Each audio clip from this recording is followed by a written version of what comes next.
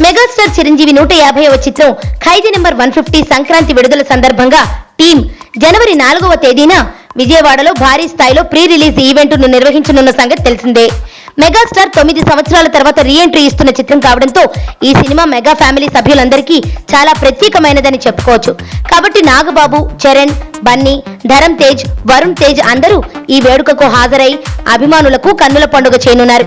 అయితే ఈ వేడుకకు ముఖ్యమైన వ్యక్తి పవన్ కళ్యాణ్ వస్తాడా రాడా అనే సందేహంతో పాటు వస్తే బాగుంటుంది కదా అనే ఆలోచన ఫ్యాన్స్ అందరి మనసులో మెదులుతోంది.